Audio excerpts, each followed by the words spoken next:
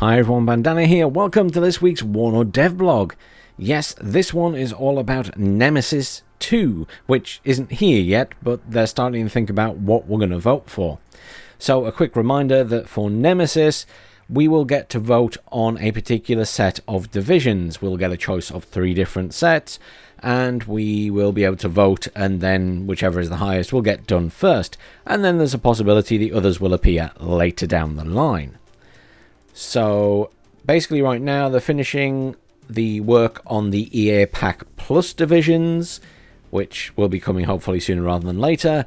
Then they're working on the North Egg expansion, but they want to plan ahead towards Nemesis 2, so they're starting to let us know how that's going to work now. So the specific title for this one is Nemesis 2.1, the Hof Corridor. So that's specifically about these 2 divisions. And then next week, I guess we'll get Nemesis 2.2, so we can learn about the next 2 divisions.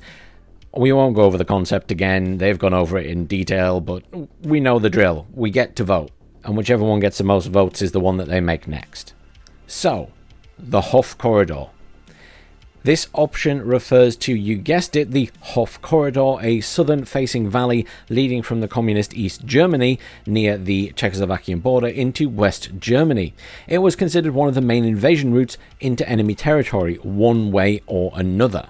You can see it on the map in the background. Anyhow, Nemesis 2.1 takes its cues from Warno's Operation Gotterdammerung, which features the East German National Volksarmy guarding the southern flank of Warsaw Pact's offensive on Frankfurt. If you played this scenario, you know that the NVA 11 Motorisiertes Schützen Division is being driven back to Bamberg by the Bundeswehr's 12th Panzer Division, supported by American forces, and is forced to make a stand against overwhelming odds. In Nemesis 2.1 the Hof Corridor, we consider what would have happened if West Germany had broken through Gotterdammerung's East German blocking force. This, of course, would have resulted in Warsaw Pact's flank being opened, which pressured the Soviets to deploy the second echelon, excuse me while I butcher this, the Protivo-Tankovoy Reserve, or the PT-Res, which is a lot easier to say. So as a result, in the narrow Hof Corridor, the Warsaw Pact's reservist formation would have tried to stop NATO's counter-offensive into East Germany proper. Okay, so we get to find out about the divisions, that's what we're all here for. So, the Bundeswehr's 12th Panzer Division highlighted. So it came into being in 1961, originally as a mechanized infantry formation. In the years that followed, it was designated a Panzer Division and became part of the West German 3rd Corps, based in Weizschosheim, which is in Bavaria. I'm sorry if I'm pronouncing that wrong. I'm not quite sure on my O with an umlaut. I did check it on Fovro where an actual German is saying it, but it's hard to copy it exactly. Anyhow, it faced the southern border of East Germany. Then in 1983, in a profound round of restructuring, the division parted with one of its panzer brigades to act as a 3rd Corps reserve. In turn, it received a forward-deployed American brigade. On top of that, the 12th Panzer gained the fire support of the 7th Corps and the 72nd Field Artillery Brigade. This meant that it changed from a pure tank division to a multinational mechanized infantry formation. In war, operational command of the 12th Panzer Division would pass to the US 7th Corps on the southeastern flank of Sentag. The West German formation had the explicit task of defending the inner German border between the US 5th Corps and the 7th Corps. So how would this actually look in-game? Onto the meaty stuff they say. As highlighted, the 12th Panzer Division is a bit of a mixed bag, not doing what it says on the tin, so to speak. It was not a Panzer Division. It was also not under West German command, and the cherry on the cake was not even completely German. In terms of tank versus infantry distribution, it acts as the Bundeswehr's missing link between the 2nd Panzergrenadier and the 5th Panzer Division. The 12th Panzer Division would be closer to a mechanized infantry, featuring a healthy mix of German and American forces. As always, units are both bolded and italic for being new, which I will try and highlight as we go through in voice. So, logistics, a blend of American and West German logistic and command units, nothing too crazy or special. In the infantry category, it will roughly follow the split between 2/3 West German and 1/3 American units. This means an interesting mix between the Bundeswehr Panzergrenadier in Marder plus Jaeger Pioneer with a small contingent of American mech rifles and engineer squads in M113 APCs. Weapon teams include the Milan and the TOW, rounded out by the MG3, M60 and M2 HB machine guns. So plenty of options. One of the 12th Panzer Division's infantry battalions was the Panzergrenadier Lehr Battalion 353. In peacetime, this formation was subordinate to Hammelsburg's Kampftruppenschule 1, Combat Troop School 1, in other words, as a training unit. It had access to more advanced weapons. Ooh. In part to train other formations in new tactics and equipment. For example, in 1989, one of the battalion's platoons fielded testing of the 27 experimental G11 rifles in existence. In Warner's alternative March to War, it comes to reason that this whole battalion would have been equipped in the same fashion. This leads us to a new unit, the Panzergrenadier Lehr, with the G11 rifles, a machine gun, and a Panzerfaust 3. In other words, these guys are kitted. Another unit from the infantry school would be the PZ Vernichtungs. These squads will be similar to East German Panzerjäger counterpart with G3 and 2 Panzerfaust 3s. That actually sounds like a really meaty infantry section because they're getting some decent German stuff with Marders, and then also the mech rifles, and then these new units, which sound like they're kitted out pretty well. Okay, then on to the artillery anyway. So the division's artillery will be under the American command. Given the vital mission of maintaining the link between NATO's 5th and 7th Corps, the 12th Panzer Division was to receive lavish support from free-firing American artillerymen. This means that as a tank division, it will feature many more artillery pieces compared to similar Panzer or Panzer Grenadier divisions. This will include access to the heavy self-propelled M110 and the M270 MRLS, on top of its own divisional artillery and US brigade units. Again, it's going to be pretty kitted out.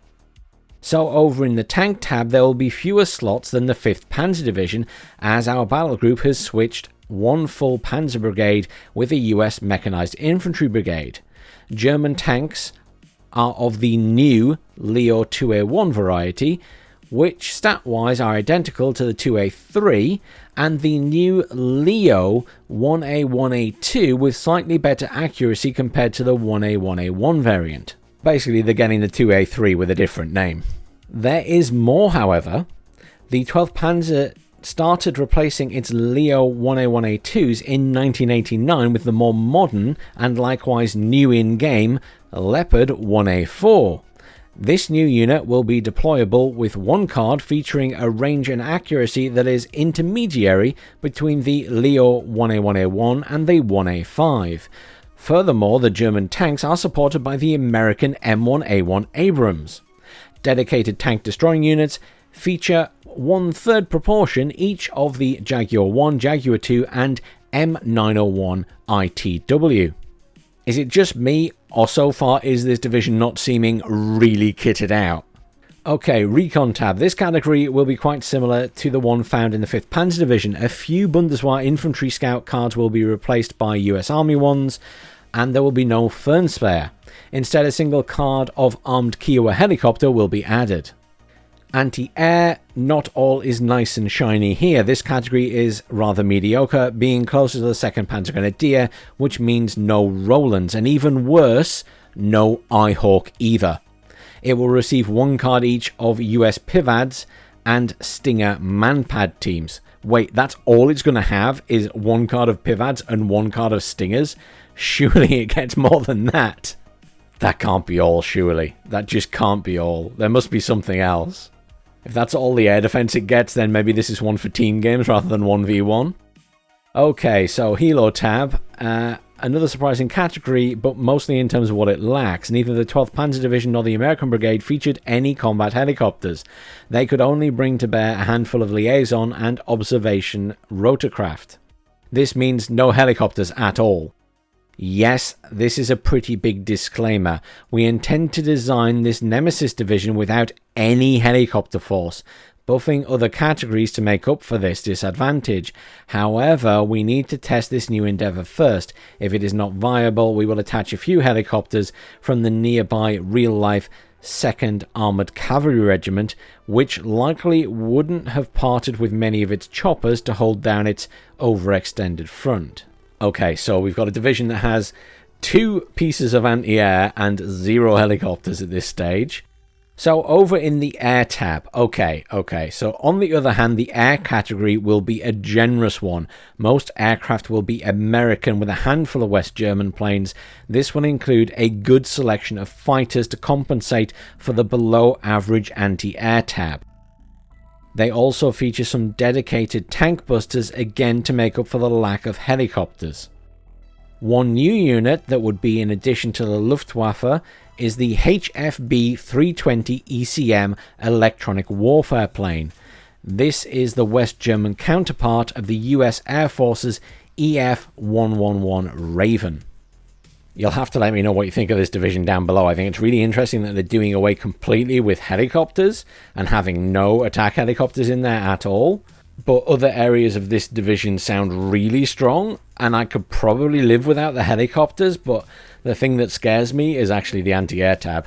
I guess I might feel differently if they give you 2 cards of F-15s as air superiority fighters, but we'll see. So what about the Soviet side then? So the Soviet side is the PT Res. So they're an anti-tank reserve formation, and they were a crucial part of the Soviet defensive planning for the group of Soviet forces in Germany. The origins of the strategy can be found in World War II, with improvised battle groups quickly forming and deployed to meet any kind of enemy armoured force, especially those that had broken through friendly lines. The anti-tank reserve continued to play a core role during the Cold War, taking into account the more modern weapons and guided missile systems, of course. So they say that PT Res would likely be reinforced with engineering units which would come from a mobile obstacle detachment, delaying the enemy advance. The anti-tank fire was planned so that the enemy formation would have been subjected to a continuous barrage of fire. As can be imagined, the PT Res would squarely focus on defensive operations, not being very mobile in the field.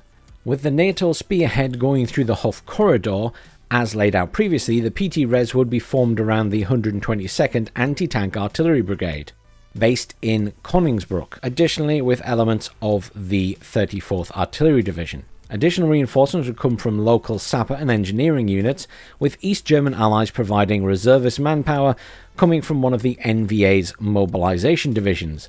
These would be drawn from either the 6th Motschützen Division, which was based in Königswartha, or the 10th Motschützen Division in Ronberg. Okay, so what would it actually look like in WARNO? Well, they would be an ad hoc battle group formed of several independent anti-tank engineer and heavy artillery units, rounded out by East German reservists. Static by nature, it aimed to let the enemy armoured spearheads break themselves on its heavy anti-tank shield. The closest pre-existing division with this type of structure would be the 119th Independent Tank Regiment of the Soviets, but while this specialized formation was to be used for nothing else than assuming and breaking through heavy defenses, the PT Res's role was the exact opposite. Okay, so Logistics tab. As an improvised battle group with no dedicated logistical train, this category won't be very generous, much like the 119th. Due to the nature of some of the weapon systems available, heavy-duty CRAS supply trucks will likely be deployable. Command vehicles won't include any IFVs or helicopters, being confined to soft-skin vehicles or unarmed APCs. Infantry tab, the category is rather average but more forgiving compared to the 119th, thanks to the East German reservist attachments. Once again, much like the attack-focused 119th, most of its infantry will be of the Sapri kind or similar. We would also add the new Mobile Obstacle Detachment, named to be determined, cough cough, Combat Engineers. These will take advantage of the 4th weapons slot, with a mix of regular Sapri with explosives and anti-tank dedicated squads with 2 anti-tank launchers. These units will be supplemented by Zagradotriad blocking detachments. Am I pronouncing that anywhere near right? Zagradotriad? Someone can let me know that one down in the comments. I'm actually very curious. Don't expect any IFVs as transport options, just standard APCs or trucks. The National Volksarmee would provide Reservisten Führer, Reservisten SMGs, and SPW 152s and trucks. Anti-tank teams include the NVA's SPG-9 and base ATGM, plus Soviet Oteleni Podozerki, I still pronounce that one wrong, Konkurs ATGM teams, and the rarer Konkurs M. So they're getting all the anti-tank stuff, basically. So, on to artillery. Although not having artillery of its own, the battle group is reinforced by elements from the Soviet 34th Artillery Division, providing a heavy amount of support. There will be an average number of slots with reasonable prices. This includes the 2A65 MSTA B 152mm and the BM27 Uragan in new incendiary ammo loadout. The BM27 is not new, but a napalm variant will be. The NVA provide the D30 122mm howitzers and the GRWFR M43 120mm mortars. Over in the tank tab, it is a strong point for the division. The category will feature lots of cheap slots. While the number of tank choices might be limited, there will be a wide array of anti-tank units on offer. The only tank available to the NVA reserve will be the T-54B. The rest of the forces featured are a mix of towed anti-tank guns and ATGM carriers. The MT-12 Rapira and the newer, and indeed new to the game, MT-12R Rutter, which is an upgraded, more accurate radar-guided version. The Sherterm S ATGM carrier with improved and new Sherterm SM variant, firing new attacker missiles, which comes with 25 AP and the tandem warhead tray, and the BRDM-2 Konkurs with the NVA contributing some older BRDM-2 Malyutka.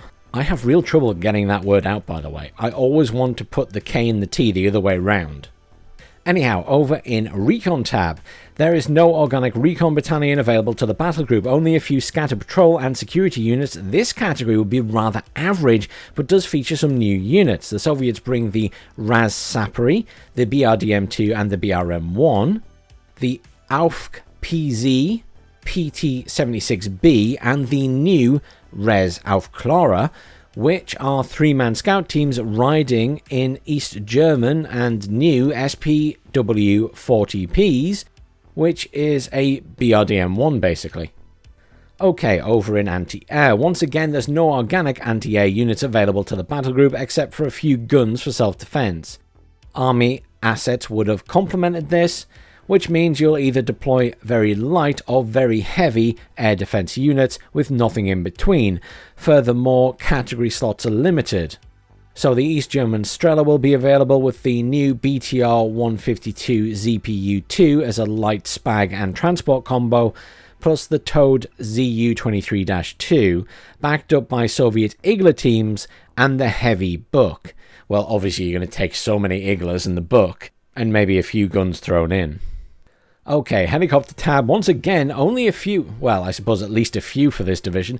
Only a few helicopters are available, mostly the heavily armed Mi-24 variants, including a new one, the Mi-24V, with attacker missiles, which are the same as the Sherterm SM ATGM carrier above.